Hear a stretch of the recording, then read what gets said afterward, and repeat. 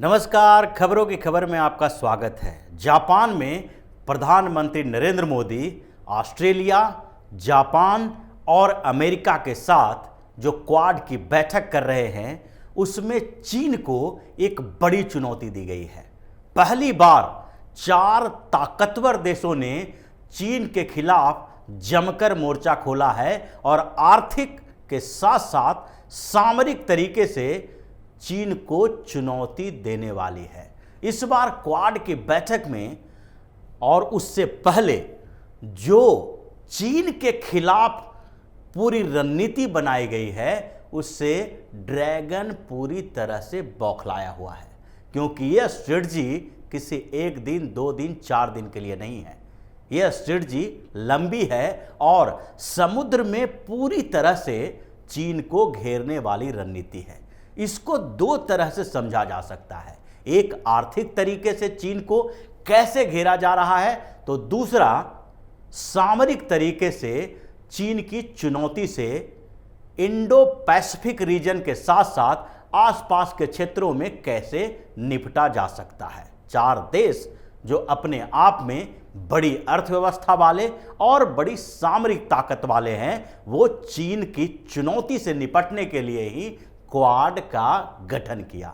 और इसलिए अभी जो बैठक हुई है, उसमें ऐसी रणनीति आर्थिक और सामरिक तौर पर बनाई गई है। तो सबसे पहले बात करें कि आर्थिक तरीके से चीन को कैसे कमजोर करने की रणनीति इस बैठक में बनाई गई। इस बैठक से पहले कैसे अलग अलग जो फोरम बनाए गए हैं, जिसमें बैठकें हुई, उसमें क्या क्या किया गया।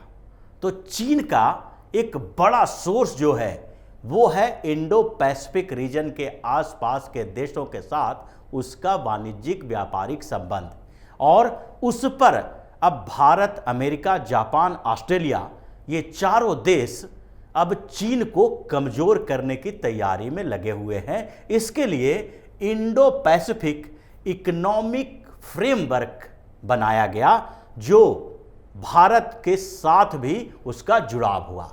14 देश इसमें शामिल हुए और उसकी बैठक कल की गई, जिसमें वर्चुअल तरीके से कुछ देशों ने हिस्सा लिया। और इसके साथ ही जो फ्रेमवर्क बनाया गया है, वो चीन को इस पूरे क्षेत्र के देशों में व्यापार करने की सीमा धीरे धीरे इतना कम कर देगा कि चीन की बौखलाहट अपने आप बड़ी हो जाएगी, क्योंकि इन देशों के मार्केट पर चीन का कब्जा हुआ पड़ा है। इसलिए 14 देश जो इसमें शामिल हुए, उसमें भारत पहली बार शामिल हुआ और अमेरिका पहले से इस ब्लॉक में शामिल था। अमेरिका के अलावा New Zealand, Australia, Thailand, Vietnam, Brunei, Malaysia और साउथ कोरिया इसमें शामिल रहा। इस ब्लॉक में लगभग अगर देखा जाए तो आर्थिक तरीके से पूरे जो दुनिया की अर्थव्यवस्था है, जीडीपी है, उसके 40% की हिस्सेदारी है। और अगर इंडो पैसिफिक रीजन को देखा जाए, जहां पर अब भारत, अमेरिका, ऑस्ट्रेलिया, जापान की नज़र है, इस पूरे ब्लॉक की नज़र है, वहां पर लगभग 60% पूरे दुनिया के जीडीपी के हिस्सेदारी है। अब 60% में 40% के ऊपर कब्जा हो चुका है। अब इस 40% की भागीदारी वाला ब्लॉक चीन के साथ अपने व्यापार को धीरे धीरे सीमित करेगा और इससे चीन का सिंगापुर, थाईलैंड, फिलीपींस के पूरे क्षेत्र में, ऑस्ट्रेलिया, न्यूजीलैंड के साथ मलेशिया तक में जो व्यापारिक इन्वेस्टमेंट होता था, एक्सपोर्ट इंपोर्ट होता था, और उसके साथ साथ जो यहाँ के इंफ्रास्ट्रक्चर में इन्वेस्टमेंट चीन का रहा है, वो कम करने की कोशिश की जाएगी। और इसीलिए इन देशों ने ये फ्रेमवर्क बनाया है।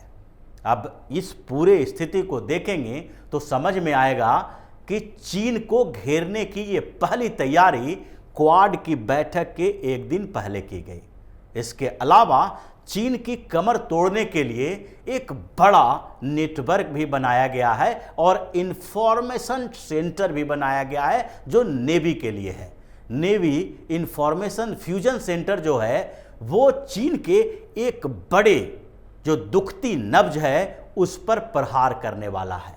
वो भी उसकी अर्थव्यवस्था का एक बड़ा स्रोत है, एक बड़ा हिस्सा है, और वो है इंडो पैसिफिक रीजन, यानी कि हिंद प्रशांत क्षेत्र के समुद्र में मछली मारने से लेके फिशिंग के क्षेत्र में चाइना सबसे बड़ा खिलाड़ी के तौर पर उभर के आता है, और वो अपने एक्सक्लूसिव इकोनॉमिक जोन का इस्तेमाल न सिर्फ कानूनी तरीके से करता है बल्कि गैर कानूनी तरीके से भी दूसरे जो छोटे छोटे देश इसमें हैं उसके इकोनॉमिक जोन में घुसकर मछली पकड़ने की जो व्यवस्थाएं हैं उसको बना के रखा है और फिशिंग करता है इलीगल तरीके से। एक रिपोर्ट की माने तो इस पूरे क्षेत्र में जो इलीगल फिशिंग होता है वो लगभग $20 बिलियन का होता है, और उसमें 80 से 95% इलीगल फिशिंग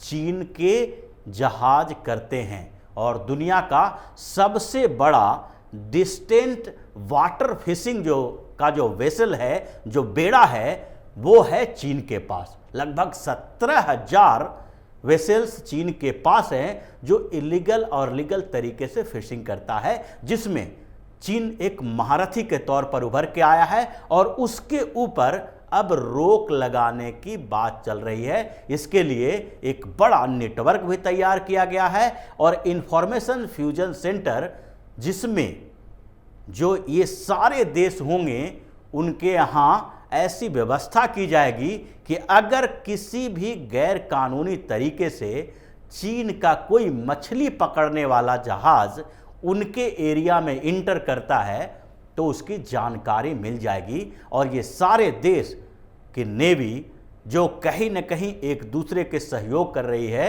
वो सारे चीन के खिलाफ जाएंगे, क्योंकि ये युग जो है वो अर्थव्यवस्था के साथ ही चलने वाला है, और आर्थिक मुद्दों पर ही किसी को कमज़ोर और मजबूत तौर पर देखा जाता है।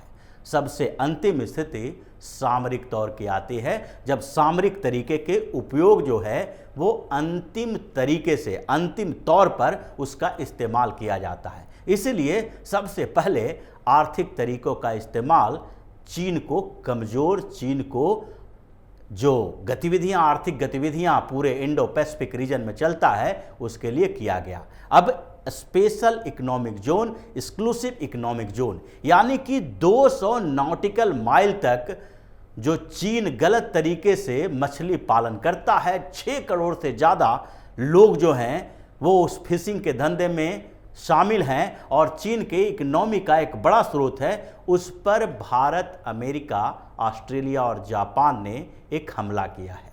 और अब चीन अगर जैसे ही उन क्षेत्रों में घुसेगा उसके जहाज को नष्ट कर दिया जाएगा, मछुआरों को पकड़ा जाएगा, और ये चीन के ऊपर पहला बड़ा हमला होगा, क्योंकि उन क्षेत्रों में जब चीन के फ्लीट पकड़े जाएंगे तो चीन नेगोशिएशन करने के लिए तैयार होगा, हंगामा होगा, और उसकी भी तैयारी आगे सामरिक तरीके से जो योजना बनाई गई है उसमें किया गया है।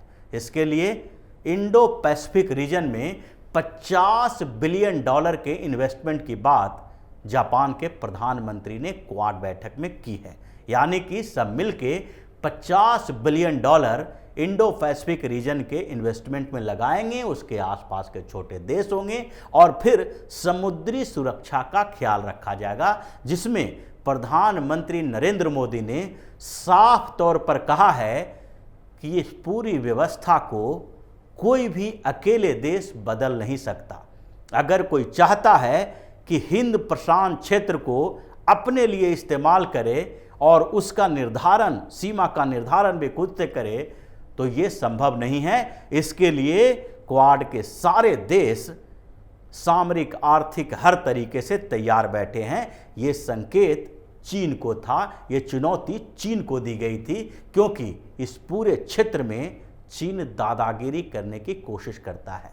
और जो कल बैठक हुई थी और उस बैठक में जो फैसला लिया गया था इंडो पैसिफिक इकोनॉमिक फ्रेमवर्क में, उसमें भी इसी बात को लेकर ध्यान रखा गया था कि चीन जिस तरीके से आगे बढ़ रहा है उसको रोकना है। और उसमें भी प्रधानमंत्री नरेंद्र मोदी से लेकर यूएस के राष्ट्रपति बिडेन तक ने बोला था कि चीन को हर तरीके से चुनौती दी जाएगी। और यहाँ तक कि चीन पर जो चीन की वन नेशन वन जो चाइना की पॉलिसी रही है, उस पॉलिसी को लेकर भी बिडेन ने साफ तौर पर कह दिया था कि अगर ज़रूरत पड़ी तो ताइवान के मुद्दे पर अमेरिका पीछे नहीं हटेगा।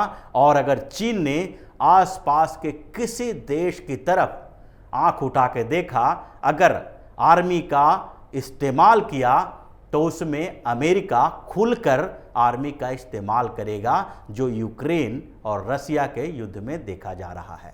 अब इस स्थिति में प्रधानमंत्री नरेंद्र मोदी ने भी सहमति जताई है और ऑस्ट्रेलिया और जापान ने भी सहमति जताई है। यानी कि सामरिक क्षेत्र में भी अब चीन को चुनौती देने के लिए इन लोगों ने व्यवस्था की है। और इस व्यवस्था के तहत आसपास के जितने छोटे देश हैं उनको मजबूत आधार दिया जाएगा। पहले भी भारत से सामरिक समझौता इन देशों ने की है और कई नेवल बेस के डेवलपमेंट में भी भारत का योगदान रहा है।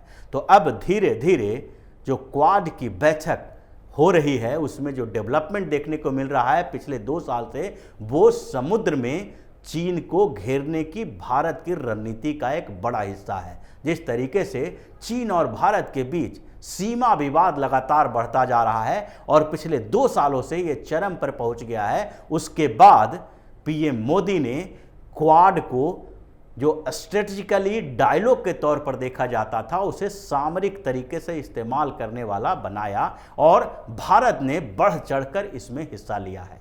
और इसी कोरोना के काल में इसी जो गालवान विवाद, लद्दाख और अरुणाचल का विवाद जो भारत और चीन के बीच सीमा पर चल रहा है, उसको समुद्र में चीन को जवाब देने के तौर पर देखा जा रहा है। और क्वाड की बैठक में जिस तरीके से चीन के एक एक मुद्दे को, एक एक आधार को तोड़ने की कोशिश की गई है, उससे तो यही लगता है कि चीन अगले 2-3 सालों में भारत के सामने घुटने टेकेगा और भारत से अपनी सुरक्षा के लिए गुहार लगाएगा कि हमें आर्थिक तौर पर किसी न किसी तरह से भारत की ज़रूरत है।